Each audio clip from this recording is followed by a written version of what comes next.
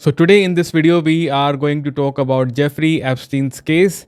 In behavioral analysis, we begin with the baseline, context, facts, and patterns. Then we look for deviations or any inconsistency that doesn't fit our overall context or theme.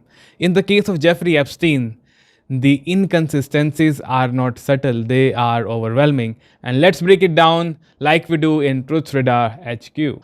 So let's create the baseline first here. Jeffrey Epstein was not an average inmate. He was a billionaire financier facing federal charges for orchestrating a long term underage trafficking network with high profile connections in political, financial, and having royal ties. He had powerful attorneys and hadn't yet stood trial.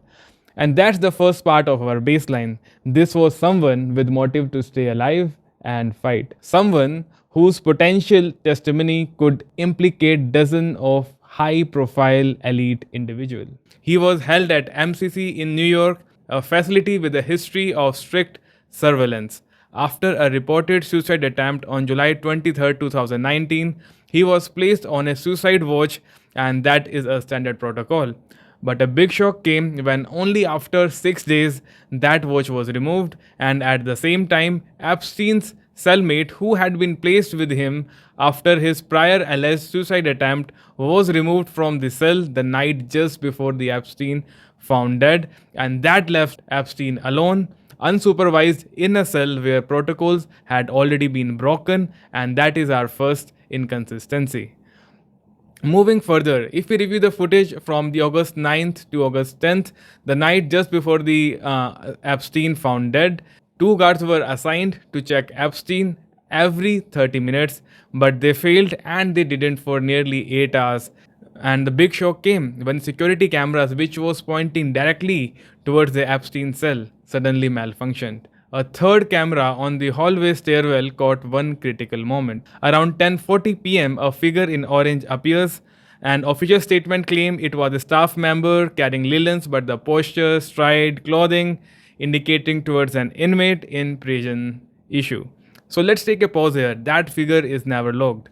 There was no keycard activity, no movement of in or out of Epstein's cell that was officially recorded, and the figure that is the last visible activity on the footage before Epstein is discovered dead 6 hours later, and this is our second big inconsistency. Now, if we turn to the footage itself, the video released by Department of Justice is not original, it is a screen recording. There you can already see the cursor, the frame is stuttering, the playback jumps, and most importantly, a full minute missing at 11:59 p.m. And this isn't speculation, it is a metadata. The question is, why was original footage not preserved? In a federal case of this high profile, the chain of custody, the integrity of surveillance should be paramount, but instead, we have what appears to be manually operated screen recording of a security feed which is edited, delayed, and incomplete. Yes, you heard it right, which is edited, delayed, and incomplete. And this is the third anomaly. At this point, it is crystal clear that our baseline is typically collapsed. I would say brutally collapsed. And if we have to revisit that orange figure again, DOJ claims it is a staff member carrying linens, but several factors contradict, and that is already which has been discussed in the video earlier. But if we do this hypothesis testing on this one, if it is a staff member, where is the record? If it is an inmate, how did they get access to Epstein tier, which is usually logged? Yes. How did they get access to Epstein's tier, which is usually logged? And this doesn't align with prison routine, protocol, or common error. It only fits just one theme, just one explanation, and that is deliberate concealment. Yes, you heard it right, deliberate concealment.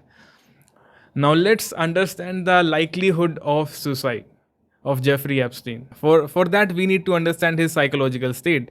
He had been arrested, yes, but not sentenced. He was in pre-trial, surrounded by highly powered legal defense and preparing to negotiate. Multiple sources confirmed he was optimistic about a plea deal. More importantly, just days before his death, Epstein sent a message to a friend via his lawyer, "I'm still hanging in there." These are not the words of someone who is about to commit suicide. It matches someone planning to endure. No suicide note, no withdrawal from routine, no escalation of despair. This is inconsistent with known patterns of self harm in custody. And from behavioral analysis standpoint, the suicide theory just goes 2 out of 10 on the probability scale. And the silence of camera, the failure of guard, the appearance of that orange figure suggests a different conclusion. And this is not about belief, it's about patterns. And these patterns point towards something that is external, not internal. Now, to cut this video short, let me just give you the conclusion. In behavior analysis, we do the conclusion after weighing each inconsistency against context, and in this case, we see a high-profile inmate with a motive to survive, a breakdown in every single safeguard, a mysterious figure with no identity, the orange figure that we already talked about, and the altered footage from the DOJ. These are not random, they suggest orchestration, not theory, but pattern. Epstein may have died alone in his cell, but everything surrounding his death was crowded with silent fingerprints.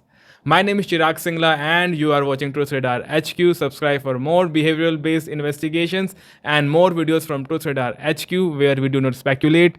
We understand and study patterns. This is again Chirag Singla signing out, and hey, don't forget to hit the bell icon so that you get to see our video as soon as they are out just for you. Thank you so much.